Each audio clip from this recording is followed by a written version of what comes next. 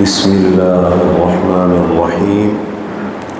آپ حضرات کے علم میں ہے کہ فجر کے بعد ہمارے یہاں درس قرآن کا سلسلہ شروع ہوا اور انشاءاللہ العزیز یہ مستقل بنیادوں پہ چلے گا۔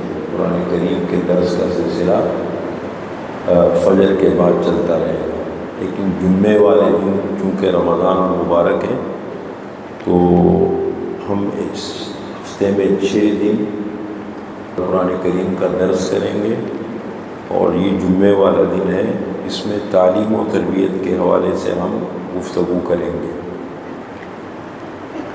ہمارے یہاں الحمدللہ اس مسجد میں تعلیم و تربیت کے حوالے سے ایک پروگرام چلتا ہے، جس میں ماشاءاللہ مختلف سلسلوں میں مرد حضرات، بڑی عمر کے حضرات ہیں، پھر اسکول کالج یونیورسٹیز کے طلباء ہیں، خواتین ہیں، گھروں میں مصروف خواتین ہوتی ہیں، ملازم پیشہ لوگ ہیں، کاروباری لوگ ہیں، مختلف کورسوں میں حصہ لیتے ہیں، اور یہ ہمارا مشن مقصد ہے۔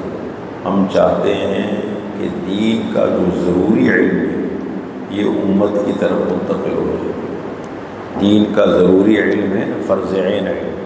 دیکھیں رسول اللہ صلی اللہ علیہ وسلم نے فرمایا طلب العلم فریضۃ علی کل مسلم، دین کا ضروری علم حاصل کرنا ہر مسلمان کے اوپر فرض ہے۔ ایک تعلیم وہ ہے جو ہمارے بچے ہم لیتے ہیں اسکول کالج یونیورسٹی میں، یہ علم معاش ہے، یہ دین کا علم نہیں ہے، یہ علم معاش ہے۔ معاش کا مطلب یہ ہے، یہ دنیا کا ہنر ہے، فن اس لیے ہم حاصل کرتے ہیں تاکہ ہم روزگار حاصل کریں، تاکہ ہم کاروبار کریں اور رزق حلال کمائیں، جو بھی ہے یہ بھی ہماری ضرورت ہے، ایک حد تک ہونا چاہیے۔ اور ایک علم وہ ہے جو ہمیں قرآن نے دیا ہے، اللہ کے رسول نے دیا ہے۔ وہ علم کون سا ہے؟ وہ ہے علم نبوت، علم معاد، آخرت کا علم۔ اس کی بنیاد کس چیز پر ہے؟ اس کی بنیاد ہے خود شناسی اور خدا شناسی پر۔ یہ جو قرآن کریم ہے سب حضرات جانتے ہیں، اللہ کی کتاب ہے، اللہ کا کلام ہے، اللہ کا پیغام ہے، آخری پیغام ہے اللہ تعالیٰ کا۔ یہ علم کا سرچشمہ ہے، یہ علم یہیں سے پھیلا ہے، علم یہیں سے ملے گا۔ علم کا سرچشمہ قرآن کریم ہے، اور رسول اللہ صلی اللہ علیہ وسلم عمل کا سرچشمہ ہے۔ اگر ہم نے عمل کرنا ہے تو رسول اللہ صلی اللہ علیہ وسلم کی زندگی کو دیکھ کے چلنا ہے، اور ہم نے علم لینا ہے تو قرآن سے ملے گا۔ اس علم کے مصداقات اللہ کے نبی سمجھاتے ہیں۔ تو دین کا پھر علم جو اسکول کی تعلیم ہے وہ تو علم معاش ہے، ہر دور میں بدلتا رہتا ہے۔ آج کل انگریزوں کا دور ہے، انہوں نے دنیا پہ غلبہ حاصل کیا، بر صغیر پہ غلبہ حاصل کیا، 1600 عیسوی میں آئے اور 1800 عیسوی میں پورے بر صغیر پر انہوں نے قبضہ کر لیا، اور پھر اپنا نظام تعلیم انہوں نے رائج کر لیا جو آج کل اسکولوں میں، کالجوں میں، یونیورسٹیوں میں ہیں۔ اگر اسلام میں یہ تعلیم ہوتی، ہمارے حکمران، عالم اسلام کے حکمران، خصوصاً ہمارے ہاں، ہم مسلمان تو ہیں لیکن نام کے مسلمان ہیں، ورنہ لڑکا لڑکی کو ایک بینچ پہ بیٹھانا اسلام میں اس کا تصور نہیں۔ تعلیم منع نہیں ہے، لڑکی بھی تعلیم لے سکتی ہے، آخر تک لے سکتی ہے، عمر کی قید بھی نہیں ہے، ڈاکٹر بننا چاہے، انجینئر بننا چاہے، منع نہیں ہے۔ لیکن یہ جو مخلوط تعلیم ہے ایک ساتھ بٹھا دی، ہمارا دین اس کی اجازت نہیں دیتا۔ اسلام کہتے ہیں حیا ہونا چاہیے، اسلام کہتے ہیں کہ ماحول خراب نہ ہو، صاف ستھرا ماحول ہو، تعلیم لو، تو یہ منع نہیں۔ لیکن یہ انگریزی نظام تعلیم ہے، تو یہ جو علم ہے اسکول کالج یونیورسٹی کے ذریعے سے ہم حاصل کرتے ہیں، یہ علم معاش ہے، اس کو معاش، روزگار کا علم کہتے ہیں۔ ایک یہ قرآن و حدیث کا جو علم اللہ اور اللہ کے رسول ہمیں دیتے ہیں، یہ علم معاد ہے۔ اس کا مقصد کیا ہے کہ خود شناسی، خدا شناسی، اپنے آپ کو پہچانو، اللہ کو پہچانو اور آخرت کی تیاری کرو۔ اپنے آپ کو پہچانو، تم کون ہو، تمہیں اللہ نے کیوں بنایا ہے، تمہاری زندگی کا مقصد کیا ہے، تمہاری حقیقت کیا ہے، اپنے آپ کو پہچانو۔ دیکھو انسان اول کو اللہ نے مٹی سے بنایا، آدم علیہ السلام کو، پھر اس سے اس کا جوڑا حضرت حوا علیہ السلام کو پیدا کیا، پھر نسل انسانی کا سلسلہ اللہ تعالیٰ نے کس طرح چلایا، وَلَقَدْ خَلَقْنَا الْإِنسَانَ مِنْ سُلَالَةٍ مِنْ طِينٍ ثُمَّ جَعَلْنَاهُ نُطْفَةً فِي قَرَارٍ مَكِينٍ ثُمَّ خَلَقْنَا النُّطْفَةَ عَلَقَةً فَخَلَقْنَا الْعَلَقَةَ مُضْغَةً فَخَلَقْنَا الْمُضْغَةَ عِظَامًا فَكَسَوْنَا الْعِظَامَ لَحْمًا ثُمَّ أَنشَأْنَاهُ خَلْقًا آخَرَ فَتَبَارَكَ اللَّهُ أَحْسَنُ الْخَالِقِينَ۔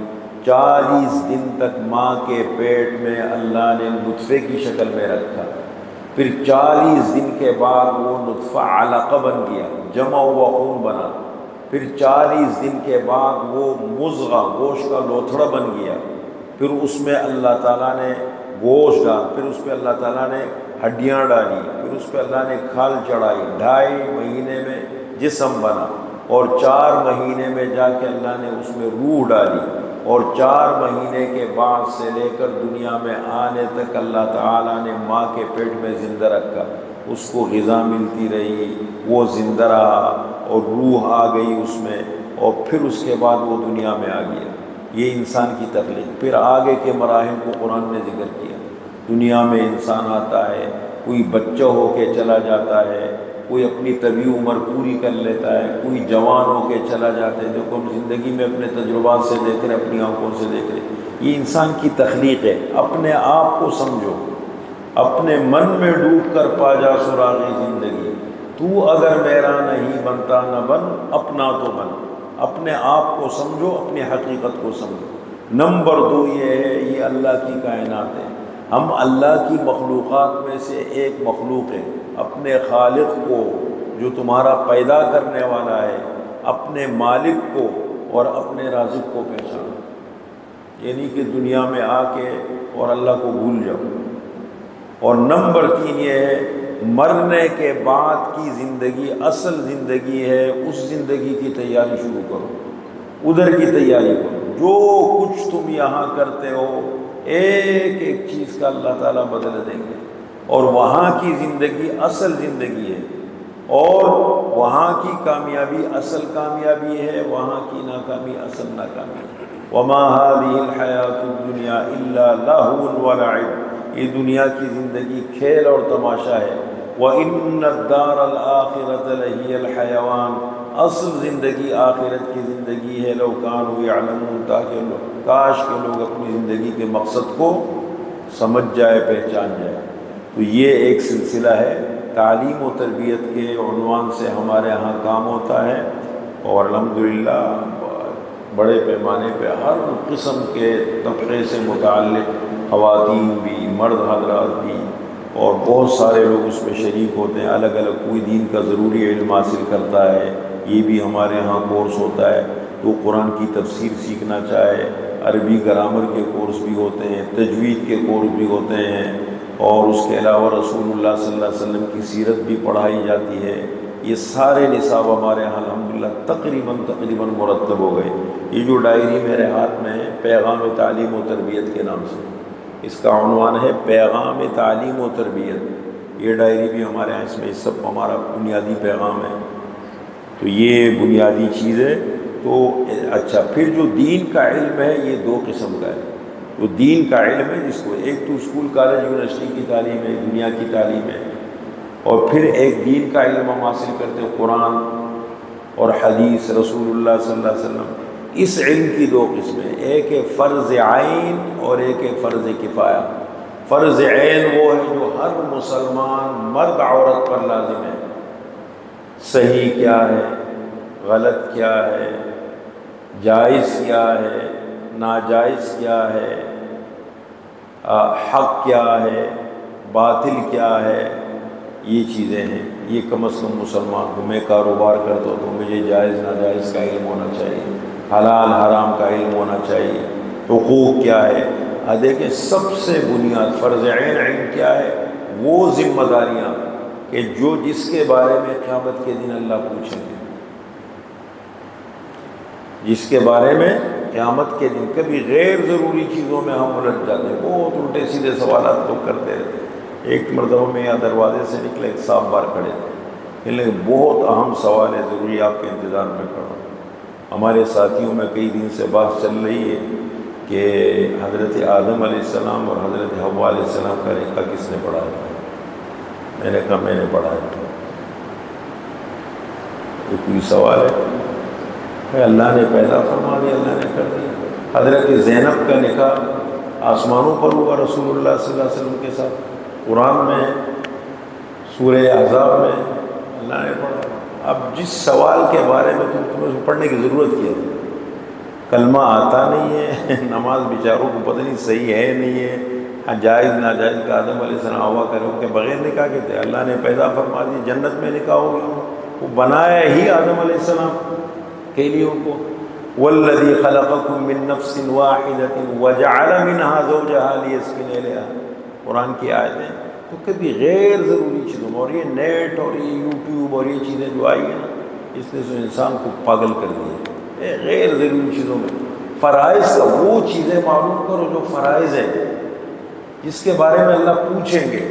اپنی ذمہ داریوں کو سمجھو، بیوی کے حقوق کیا ہے، شوہر کے حقوق کیا ہے، ماں باپ کے حقوق کیا ہے، اپنی اولاد کی تربیت کیسے کرنی ہے، اپنے کاروبار کو بہتر کیسے کرنا ہے، اپنی ذمہ داریوں کو، اپنی نماز کیسے ٹھیک کرے، اپنا کلمہ کیسے بہتر کرے، یہ چیزیں دی تو فرض ہے۔ ایک علم فرض عین ہے جو ہر مسلمان مرد عورت پر لازم ہے، طلب العلم فریضۃ علی کل مسلم، دین کا ضروری علم حاصل کرنا ہر مسلمان پر فرض ہے۔